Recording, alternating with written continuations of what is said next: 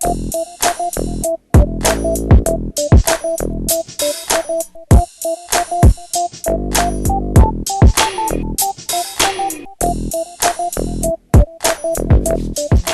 go. Hey everybody, welcome. One more time. Just like me. Hey everybody, welcome to 24 Slate. I'm Tim, and I'm here with Monalisa, my cousin. Hi. Hello. We brought her in to do some talk about what she has on her plate. She's a DJ. She DJs around. Where do you DJ around? Mostly Hollywood, LA, downtown, like central LA, but wherever I'm called to do it. Yeah. What kind of music do you DJ? Mostly like funk, hip hop, soul. I could play anything. I play rock and roll. I play whatever comes to mind. My favorite things to play are soul and hip hop. Yeah. But I play whatever. Nice. I don't like to play new stuff that's on the radio because it's not me. It's not like what I'm into. Yeah. I like to play what makes me feel good and what makes other people feel good. So. Yeah, that's nice. So you don't just play you play R&B and this old school. Do you play old school rap or old school hip hop and All that. Nice. Mm-hmm. 2 turntables. 2 turntables. I have a controller. I have a small controller and a big controller, but I mostly like the turntables because I like playing vinyl. I like the feel of vinyl because it's easier to control. The controllers are computerized more, Yeah. and it's harder to. There's no freedom. Like when you have the turntable, it's hard to explain if you're not a DJ, but when you play on a turntable, there's a certain time you got to keep when you play a record, and you can use your finger to stop it. So if you're in between beats and you want to slow it down just a little bit, you can use your finger. Yeah. You do that on a controller, it stops. Yeah. So then you're like, everybody's looking at you. You're like, okay. So it's easier to make adjustments and stuff. Yeah. Cool. Nice. Yeah. I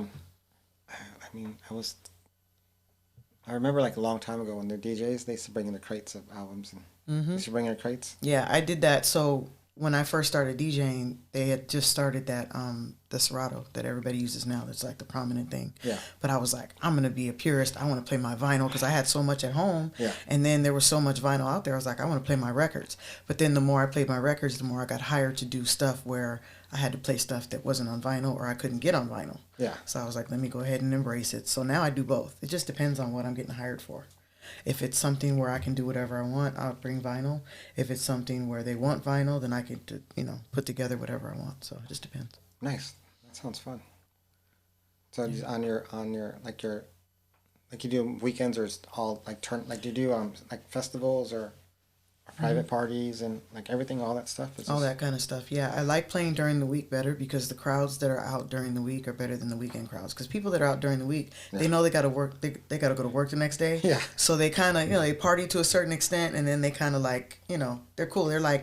They're controllable, Yeah. But the people on Friday and Saturday are they drink too much, they get crazy, they get wild, they come and ask us for crazy stuff to play. So Friday and Saturday crowds they're not my thing. I mean, if I have to do it, I will, and if it's something that I enjoy, then I'll take the gig. But I mostly like weekday gigs. Do you what about the the parties now are not parties but clubs now? Is it way different or? It depends on the club, honestly, because the clubs that I do, I have a residency at Motown on Mondays. It's at Shortstop, and Motown on Mondays is all Motown from the 60s all the way to the early 90s. So we play everything from the Supremes, Marvin Gaye, Temptations, but we play edits so that they're a little more they're not as old, but people still love the old music, so we play all that too. But then we play Rick James and Tina Marie from the 80s. We play Temptation stuff from the 70s, and then we play Boyz II Men and Erykah Badu. Erykah Badu wasn't on classic Motown, but she's on the imprint, and she's Erykah Badu. She's one of those people that's timeless. She can do anything, so we play her music. Boyz II Men, like I said, all the early 90s Motown stuff like that, the Boys and stuff like that. It depends on the crowd that's there. We kind of just go wherever, and the crowd loves it because they come for the feel. They come to hear the Motown stuff, so we do whatever. But so for that, it's different in which the crowd appreciates what we do. They're not like, hey, can you play this? Hey, can you play that? They don't request anything. They just trust us. Yeah. So we get to play whatever we want. But the clubs that's why I don't do the mainstream clubs, because those clubs, people are really entitled and demanding. They're like, I want to hear my song right now. I want you to play Drake. I want you to play this. Yeah. And the DJs I talk to that do those nights are like, last night they asked me for Bad Bunny. They asked me for this. They asked me for that. It's like, I don't want to play that stuff. It's like, trust me. Let me, Yeah. you know, because it's like, you're going to get to Drake, but they'll ask you at like 9:30, like, play Drake. It's like, Drake is like 11:30, 12 o'clock, like height of the night kind of thing. Yeah. So it gets crazy, but it's not like back in the day, like, you know, when our parents used to go to clubs and stuff, because it was a little bit more like mellow, but now it's like a little crazy. So it's still fun though. Yeah. How did you get started? So back in, I want to say like the early 90s, 90, 91, I was going to clubs a lot. And I would sit and watch my friends DJ, and they would play one song, and then I would start singing another song that went with the song. And everybody's like, you know, you got a good ear, you should DJ. But you know how my grandfather was. Yeah. He had so much stuff in the house. Yeah. My mom was like, do not bring anything in this house. I don't care what it is. So if I wanted to bring turntables or records or anything in the house, she would have a fit. So I was like, I can't bring anything else in my space because my mom will flip out. So I would go to my friend's house and kind of mess around with their stuff. But I never took it seriously. And then one night I was at my friend's house, and a party was ending and everybody had left. And I was like, how does this work? Like, how do you do it? And so they showed me how to blend one record into another, and, you know, how to scratch and stuff like that. And I was like, okay, that was cool. Thanks. And then I left. Yeah. And that was like 1993. So over the years, whenever I go to people's houses, I would just, you know, I'd see turntables set up and I would just kind of mess around. And I knew what I was doing by watching other DJs, but I didn't really know what I was doing, if that makes sense. Like, I knew the mannerisms, and then once I put my hands on it, I was like, oh, that's why they do that. Okay, now I figured it all out. And people kept saying, like, you know, you got an ear, and, you know, you have the records. You should do it. And I kept saying no, because I don't want to, you know, bring all this stuff home or whatever. And I was working at record labels, by the way. I was working in the music business at record labels, and they would give us vinyl to give out to the DJs. Yeah. And since I went out to clubs, they said, well, here, take these 10 records, and, you know, so-and-so and so-and-so are going to be there, so take the records to them. And so that's what I did on the side anyway. So I had records, and then I would give them records. So over some time, after I moved out into my own apartment, I started buying vinyl for myself, just so I'd have some, because I always had a record player. So I just collected vinyl more and more over the years. And then I just kept doing that for years. And then I want to say like 2001, I had a birthday party. I threw myself a birthday party because I'd had a really bad year. As a matter of fact, it was 2002. 2001, you know, 9/11 happened. It ruined everybody's. Yeah. Everybody was climbing to the top and then shut everybody down. So 2002, I had a birthday party for myself. I had finally got another gig after 6 months of not working. So I took some money, threw myself a party, and I invited all my DJ friends. I was like, just come play. Just whoever wants to come, just come DJ. And they had a DJ there just in case nobody, you know, there was any need for a DJ. And he had 2 bags. One bag was all stuff from Rockefeller, from Jay-Z's label, and one stuff was all Bad Boy stuff from Puffy's label. It was just like, that was all the hits at the time, so he just had those in case he needed to play. So all my DJ friends came, they got drunk, they were playing, and then they leave. And then they get drunk and leave, and, you know, so I think about 1 o'clock, everybody was gone. So the music stopped. And at this point, I'm drunk because it's my birthday party. And I'm like, where's the DJ? What happened? Like, what's going on? You know, so I staggered in another room, and I went up there and started going through the bags and just started playing records. And so everybody, all my friends are out on the patio. And they looked inside. It's like, who's DJing right now? Is it so-and-so? Is it so-and-so? And they looked at like, is that Mona? So everybody came in and started watching me, and I just was kind of figuring out what to do based on what I'd done all those years. But I'd never DJed for a crowd before, you know, and these are all my friends. And everybody started dancing. So for that last hour, I had everybody on the dance floor, and it was cool. And at the end of the night, everybody was like, wow, that was crazy. You should be a DJ. And I was like, nah. I said, now I can't afford any of this stuff. I can barely pay my rent. So I'm just going to ride it out and keep doing this or whatever. So then it took another 10 years for me to do that. I used to hang around DJ Spinderella, and I started helping her put her crates together and, you know, just get organized because she didn't have anybody to help her. Yeah. And since I had experience in the music industry and in music, she's like, well, can you help me? She's like, well, figure something out, but, you know, help me out. So I started helping her out.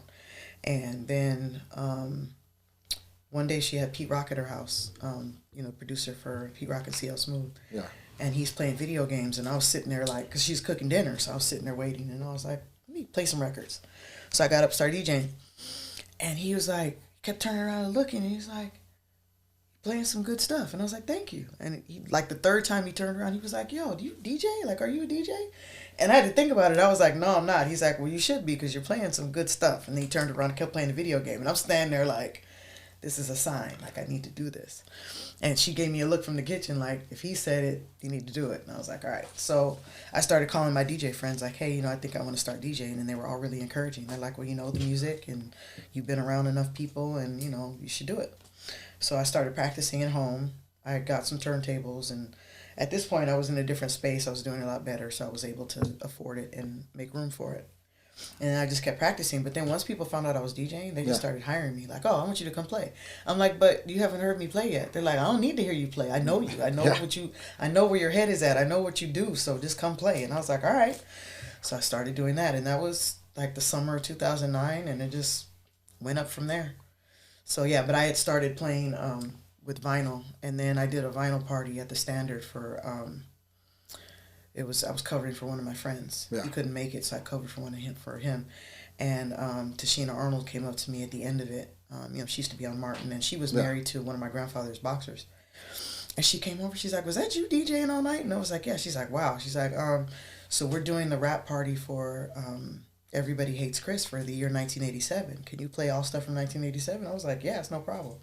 So then the lady calls me. She's like, yeah, well, there's going to be some kids there, so they might want to hear Lil Wayne or this, that, and the third. And I was like, okay. So then I had to ask Spinderella, I'm like, can I borrow your computer to do this party? And she was like, yeah. She's like, so I did that, and then that just blew me up from there. So, I mean, I don't do, like, a whole lot of celebrity stuff. I do mostly, like, club stuff, but it's still fun. But, yeah, that's how I got started, and I've been doing it ever since. Nice. So then maybe, like, 4 or 5 years later, I started doing festivals. So I did a festival in Minneapolis called Soundset. It's a hip-hop festival. I did that, and then I did Hyro Day in Oakland, which is the hieroglyphics throw that. Yeah. So that was a big deal for me because I'm a big fan of theirs. So I got to do that, and got to travel quite a bit. I got to go to Oakland and to do a 45, all 45s party. DJ'd in San Diego. I've DJ'd in... where else? I'm trying to remember. It's all a blur. Vegas. I've done Vegas a bunch of times. And when I did Vegas, I thought I was going to have to play all party music. So I was like rolling my eyes. But they were like, no, you can come and play funk. You can come and play whatever you want. And then I got to play vinyl out there. So that was cool. So it's been a fun journey so far. Nice. I didn't even know that. I didn't know how you started. I just know that you DJ. Mm-hmm. And I'm like, I know. And I have like a friend, Roy. He's like, you know Monalisa? That's my cousin. He's like, really? I was talking to her, and she's out here, and I heard somebody else, same thing. There, you know Monalisa? I'm like, it's my cousin. How come you never come to our parties? I'm like, because I don't go to parties. It's pretty simple. I just don't go to parties. Yeah, it's a couple of our cousins that come out every now and then, but not everybody parties. So I just tell people, hey, if you want to come, come. If you don't, I understand. So. Yeah. Then I go to bed early, so wake up early, go to bed early. I'm old. Yeah, I should go to bed early, but I don't. I mean, my body is used to being up till 2 a.m., so on given nights, I'll go to bed like 12:30, but most of the time I go to bed like 2-ish, because that's when my body's like, all right, let's shut it down. Yeah. So, well, that's cool. And like, did anybody like not anybody, the music that you listen to, it's just from like what your mom and your grandfather and everybody else listened to, right? Uncles? So growing up, everybody had their own taste. So like my mom was into Motown, and she also liked the Ohio Players, Parliament Funkadelic, and like all the 50s stuff, like the Fats Domino, Chubby Checker, all that kind of stuff. And then growing up in the house with my aunt, with Boo, she liked Philly soul and but also the jazz, the Billie Holiday and stuff like that. And then of course my grandfather, he had all the Central, he used to hang out on Central Avenue, so he knew all those dudes. So he had like the Dexter Gordon and the Miles Davis and Coltrane and all that. And then I had Howard, my Uncle Howard, he had like all the progressive rock. So he was really into Jethro Tull and Blue Oyster Cult and Judas Priest and Jimi Hendrix and all that. And then he had Raymond's records from when Raymond was alive, and Raymond was into like Black Sabbath and Led Zeppelin and all that. So I had all this stuff around me. And then my Uncle Arlen, he was into like Cheap Trick and like all the 70s, the Eagles and stuff like that. And then my Uncle Randall used to play in the Warriors, and they used to open for Van Halen when they were Mammoth. So there was the Van Halen and the Eddie Money. And so it's like all this music from everybody had their own stuff. Kathy liked Fleetwood Mac and Pat Benatar, and so I got it all, and then Randall with the Cameo and the Michael Jackson and the time and Prince and all that stuff. So, you know, it was all over the place. So we had a musical household and that helped me. So once I started DJing, I had all the stuff that I was into. And the crazy thing was I DJ'd for one of my friends at my house. I invited him over and I was like, I just want to make sure I'm ready for, you know, for the crowds. Yeah. And I said, I'll make you lunch and I'll, you know, give you something to do and then you could just listen. And like 15 minutes in, he was like, number one, you're ready. He's like, cause you're killing it. He's like, number two, he said, what is it about 1979? I said, what do you mean? He's like, everything you've played is from 1979. And I was like, I don't know. I said, but that's all my records. He's like, yeah, they're all like right around that time, 78, 79. So that's probably when I was really honing in on the music. Yeah, that's nice. Yeah. And you grew up in East LA with me. And yep, City Terrace. Yep. Yeah, it's a special place for me because, you know, you talk to people and they're like, oh, I grew up in Inglewood, or I grew up in LA, or I grew up in Long Beach, I grew up in wherever. But when somebody says they grew up in East LA, then it's like, where? Like, where'd you grow up? And then they'll say East LA over here or whatever. But if they say City Terrace, I immediately start asking questions like, did you go here? Did you go there? Like, who do you know? Da da da. Yeah. And that's how we end up connected. That's what happened with Roy. Yeah. Yeah, Roy grew up on, like, by the church on City Terrace in Hazard. Yeah. Yeah, it's funny because, yeah, he told me that one time. He's like, he calls me up out of the blue. Like, well, I talked to him, but he just, first thing he says is, you know Monalisa? I'm like, hi. Right, you're like, how are you? Yeah, no, and then, because I knew he grew up in East LA, and then I saw on Facebook you guys were connected, and I was like, and then the same thing with Arlen. He's connected to one of my friends from work, and I was like, how do y'all know each other? He's like, wait, Arlen's your cousin? He's like, oh, we went to high school together, and I was like, see, so, it's crazy. Did you go to, what you go to Wilson, Roosevelt? I went to Reseda, because when I started going to Harrison down the hill, I was sitting in class, I was in first grade, and they give you this big book to work through. And, you know, you go chapter by chapter as you go through the school year, and at the end of the school year, you're at the end of the book. So I was goofing around in class one day, and my teacher was like, what are you doing? And I was like, nothing. And she's like, well, why don't you do your work? And I was like, I'm finished. It's like, well, you can go on to the next one. And I said, I did that already. And she's like, and she's looking at me like, you're crazy. She comes over and picks up my book. I had worked through the whole book. And so I thought I was in trouble. She's like, oh. So everybody got all quiet and all like weird. And I was like, what happened? So then I started crying. So she called my mom and I really started crying. And my mom came down to school. She's like, relax, you're not in trouble. Everything's fine. And I was like, well, why did she call you? And I thought I was going to get beat. You know, Jack was still alive. So I thought I was about to catch all of it. I was like, ah. So they had this meeting and they had to figure out what to do with me because I had worked through the first grade. So they bumped me up to the second grade. So they started putting me in second grade classes. And they kept me in the first grade the first half and then put me in the second grade for the second half of the day. And then finally just put me in the second grade.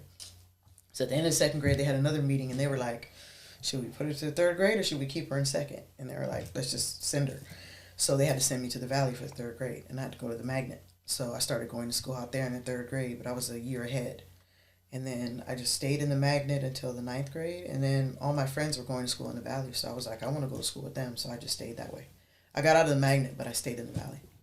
Nice. Yeah, I wish I would have went to Roosevelt, but at the time, my mom was like, no, go there because then you'll have more opportunities to do more stuff. But at the same time, nobody prepared me for college, so I wasn't ready. Yeah. I figured I was going to go to East LA like everybody else, but I ended up going to Cal State. I went to Roosevelt. Yeah, Roosevelt. Rough Riders. But I mean, it's still family pride, so I'm still, you know, when it comes to Roosevelt versus Garfield, I'm Roosevelt all day. Yeah, I think your dad and your dad and my grandfather are the only two that went to Garfield. Yeah, right? They went to Garfield. Yeah. No, didn't Howard? No, Howard went to Roosevelt. Roosevelt, yeah. Yeah, the only two were those two. And Arlen went to, my younger brother Arlen went to Wilson. Yeah, and Robin went to Wilson too, right? Yeah. Yeah, Arlen played for Wilson. And he, because he wanted to go to Garfield. Well, he wanted to go to Mott, but then his mom wasn't taking him over there. Mm-hmm. She wasn't driving him to school. Mm-hmm. So he went to Wilson, and then he wanted to go to Garfield. Well, my dad wanted him to go to Garfield. But the team wasn't that good. Yeah, you got to go where the winners are. So they went there and didn't win. They won a lot, but they didn't win. So he had fun. But yeah, it was good. I mean, yeah, I grew up in East LA and family. We were all up the same hill, and everybody. So like the family, our family. You grew up in like did you? Because you didn't really hang around with us that much. Mm-mm. It was me and Ray and. I mean, I did, but I didn't. It was just dependent on who was around at the time. Yeah. I was mostly with Ray all the time. Yeah, but Ray was at us. Oh, we're riding bicycles with Ray. Yeah. Yeah, you guys were at the motocross and all that. I was like, I ain't doing that. No? I was playing Barbies with Robin. Me and Robin were together all the time. Yeah, we did some stuff. Ray, Arlen, and all the whole block. So we had fun and just hanging out over there. We rode bikes and we did all kinds of stuff here and there. And you were up there in the dungeon. That was fun. No, I remember me and Robin used to always play with our Barbies together. That was fun. But my favorite memory from back then is the water fight. Do you remember the water fight? Water fight. We had an epic water fight. It was the best day ever. Yeah, tons of water fights. It was. I want to say it was girls versus boys because it was you, and Ray, and I think I'm trying to remember if Chris was still around at the time. You remember Chris, LR's son, Chris? Yeah, Chris. Passed away a long time ago, but I want to say he was there, and Arlen was there, and somebody else. It was a bunch. It was all of y'all, but then it was me, Robin, Tracy, Tony, Gina, and somebody else. No, Ramon. Ramon was with you guys too.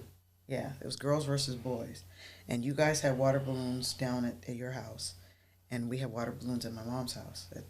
So we had to throw them up the hill. And we were throwing them back and forth at each other, and you guys were running up the stairs, bombing us in the house, and we were throwing them down at you guys as you were trying to come up the stairs. And I got water. There was water everywhere. There was water because we had filled up both bathtubs full of water balloons. And then you guys were bombing us in the house. There was water all over the floor. But I was trying to I think I put something down so that the water wouldn't get wet because my mom had no idea this was happening. We had planned this we had planned it for a while. It was one of those days where the kids were off from school, so we were all up there. I think it was Labor Day or something like that. I don't know. But yeah, we had an epic water fight. And I believe we won because we had the advantage because we were on top. But we had to stop the water thing at 3:00 because I had to clean the house up, and so my mom was coming home at 4:30. So, but that was a good memory for me. Nice. Nobody got thrown in the pool. Oh no. My dad's pool. Nobody got thrown in the pool. No, it was all up and down. Okay, lucky then. That's crazy. So what do you think? What do you have planned? Or what are your plans for DJing? As in the future, what do you just keep doing parties or anything of going farther or? I feel like I'm going to keep doing what I'm doing because there's a thing where I remember one of my friends when he turned 30 years old and he was like in a slump. He was like in a crisis kind of thing. And we were like, what's going on? He's like, well, I'm 30 years old and I'm a DJ. I need to do something with my life. And we're like, who said that you can't be a DJ at 30? He's like, but it's like he was made to feel like it was a young person's game. Like he couldn't be 30 and still be DJing. Like he had to go and be a teacher or go do something else. And everybody was like, are you crazy? Like he was the only person that we knew that felt like that. We're like, but why? And this is before I was even DJing. I was just like, you can't quit DJing. Like you're one of the best DJs I know. Like why would you quit? And so he ended up going on to DJ. I mean, he doesn't DJ anymore now. He does, but he doesn't. But it's one of those things where he just kind of got burnt out on it because he did so much. But the rest of us were like, yeah, we're just going to, everybody's going to keep going. And now, this is like 20 years after that conversation, all of us are still DJs and everybody's still, doing their thing. So, I mean, I don't see myself quitting anytime soon. I know there's DJs I know now that are in their 70s and they're still doing it. It's like as long as there's an opportunity for it, I'm gonna keep doing it. And plus, if I'm doing the Motown thing, I mean that's timeless, so it's gonna go on.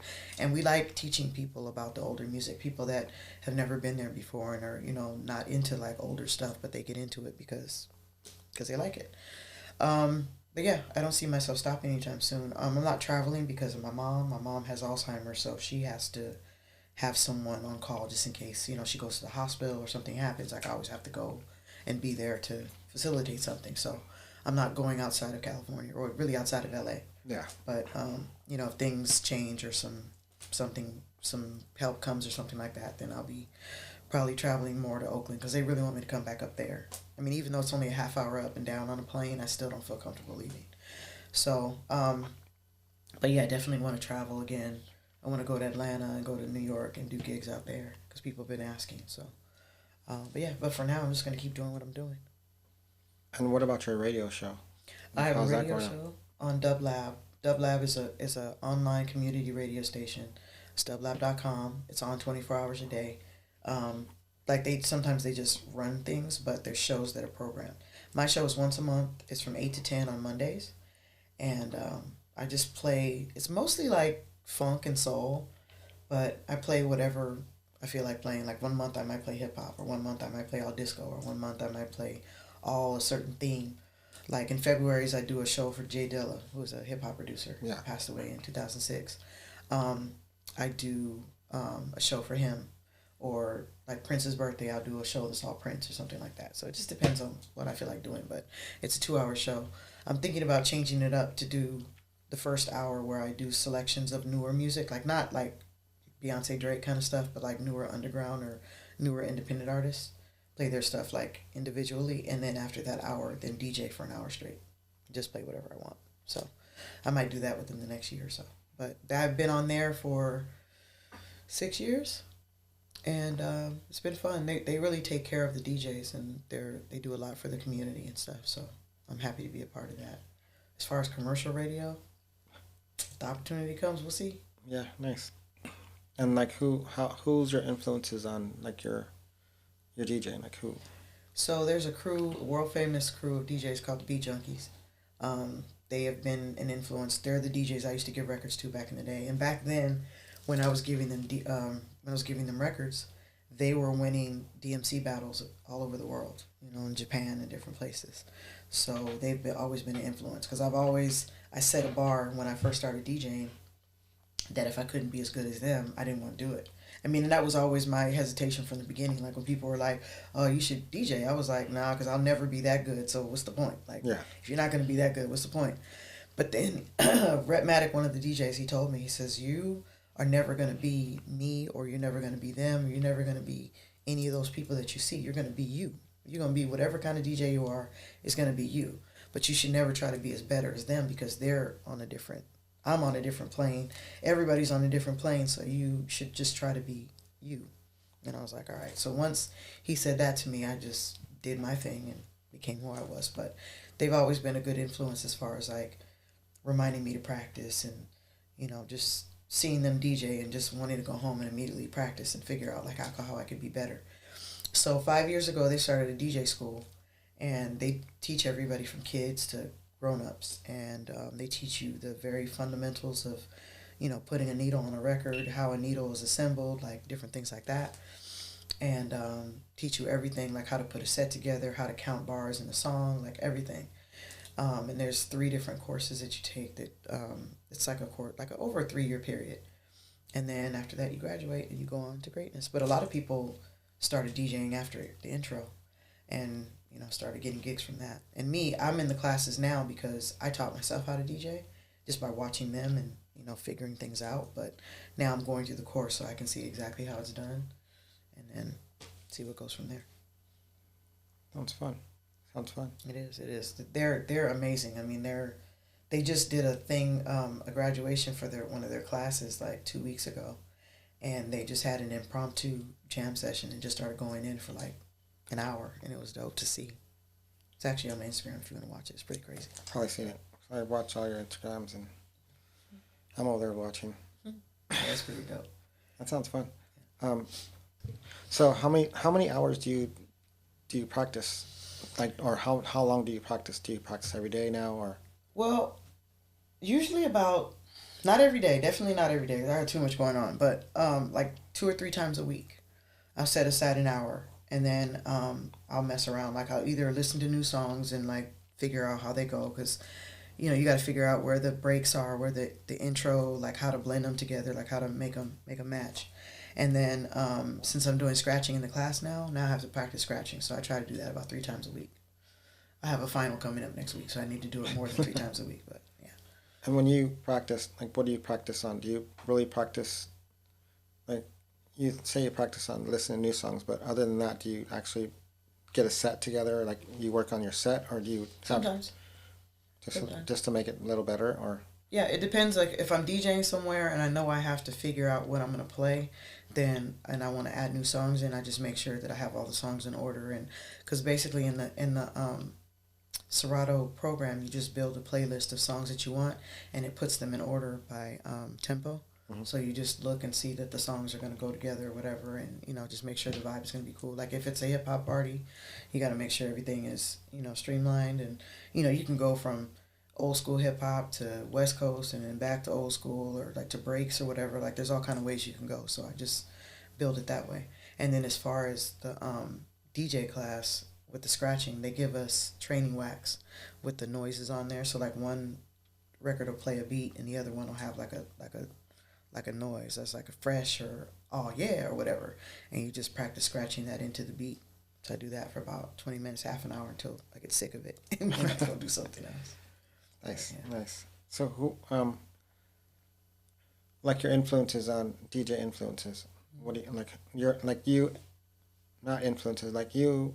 How do you help like the newer generation? Like what do you think of the new generation, and how do you influence the new generation and with DJing?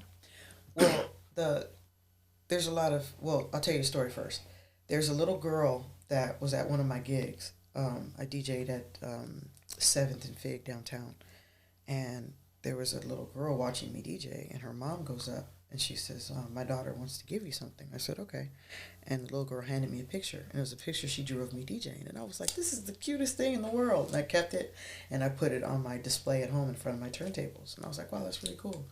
So when the Beat Junkies started their school, and I went to go see the school and see how it was running, the little girl came up to me. She says, do you remember me? And I said, no. It was the little girl that drew the picture. She was in the classes. Oh. So she's like, yeah. She's like, seeing me DJ, she wanted to do that. But she was like, I don't know how. This is like maybe like 4 years earlier. And so she didn't know how. So then I don't know how, but they found out about the school and put her in the school. She's like, I want to DJ. That's what I want to do. And started DJing. And now she does it at home. And I'm not sure she's doing gigs. She should be, because she's really good. But yeah, so that was really good for me. But there's people that have seen me DJ that said, I want to DJ because I see what you're doing and it's dope. And I mean, a lot of people these days start DJing because they'll go to a club and somebody won't play a song they want to hear. So they're like, I'm going to play what I want to hear. Yeah. And they end up playing what everybody else is playing anyway. But that was also one of the reasons I started, because I had a good friend that I used to talk to about music all the time, and he passed away. And I was like, all the songs that we talked about, I never hear anybody play. So I was like, when I start DJing, I'm going to make sure I implement those songs in and start playing stuff that people don't know. And my whole goal from the beginning was to play music that people don't know. Like people, not that they don't know, but they don't hear all the time.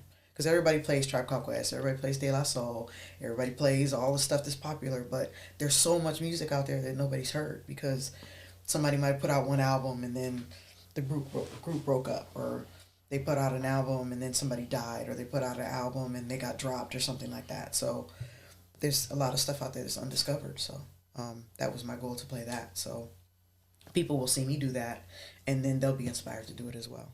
So, but that's one of the benefits of it, is we get to influence more and more people. All right, so you worked in a record store, right? Yeah, I work at Amoeba Music. It's in Hollywood, and it's been there since 2001.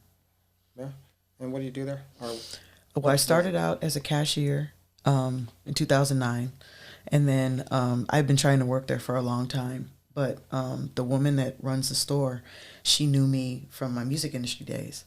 And so whenever I came in there to work, she's like, well, I can try to get you into the marketing department, but there's not really a lot of turnaround there. And I'm like, I just want to work down here on the floor. And she's like, okay, but she couldn't envision me doing that because she knew me from the other stuff.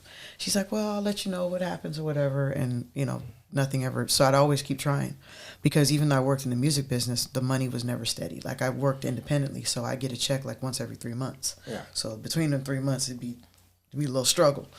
So, and then my friend John worked there, and he would always be like, you don't want to work here. You do so many things, and you're traveling, you're this, that, and that. I was like, I need something stable to supplement all this. And then even when I started DJing, he's like, oh, you're DJing now. You don't want to work here. I was like, I need something stable.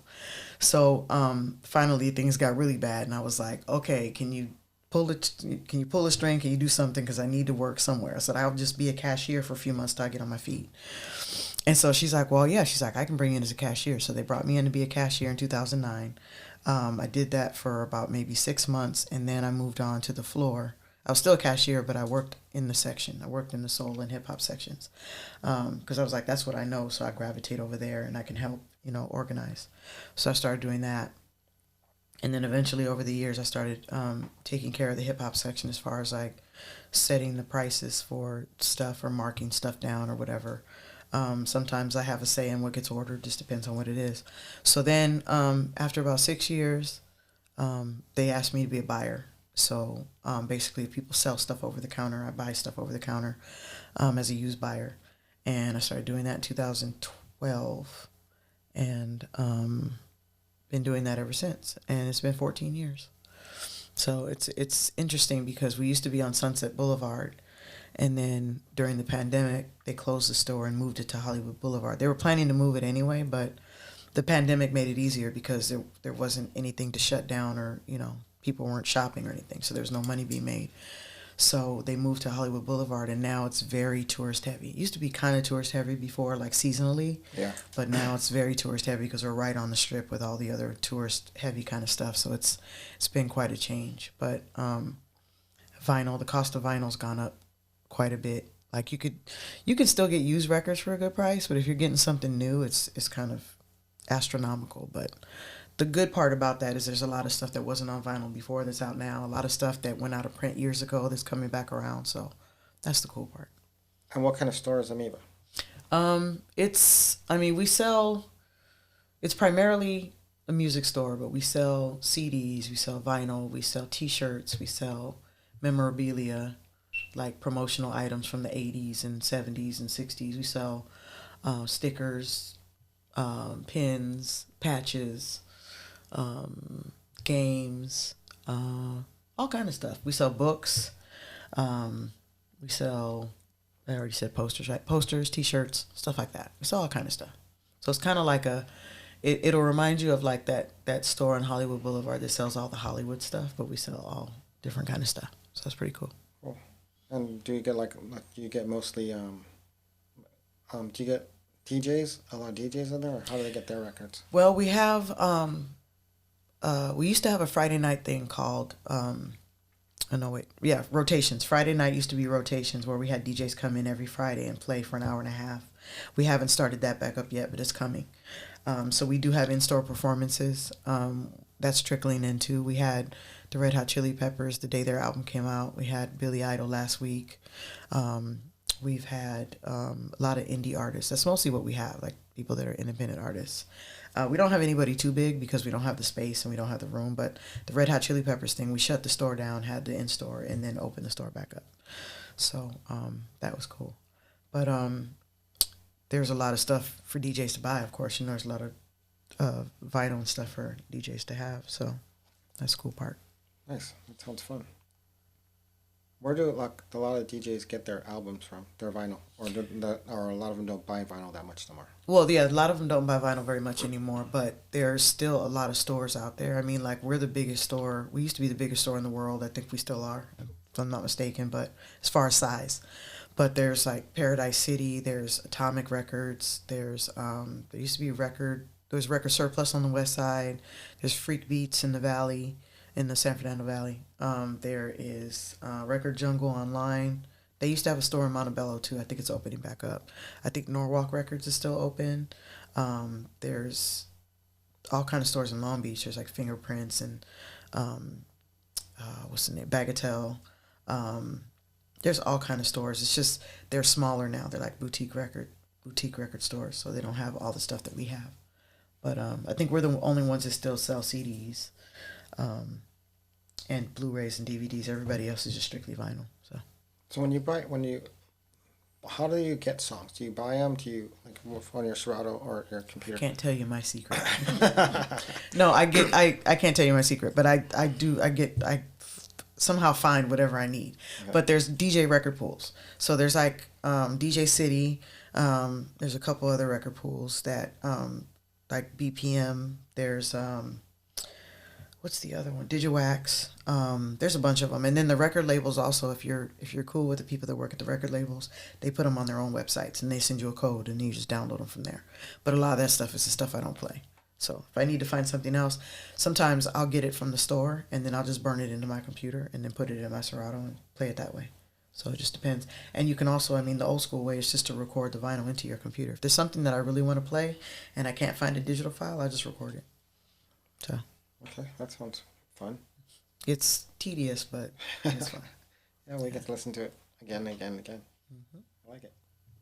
That sounds good. So your goals for 2023? Just get better. I mean, I have a lot of work to do on myself as far as like practicing more and being on time for things and, you know, stuff like that. And getting time management. My time management is trash. So, because instead of like, you know, having those times, like, you know, I'll do a whole hour of practice, which is the one thing that I can do because I set my mind to it. Like, all right, I'm going to practice for an hour.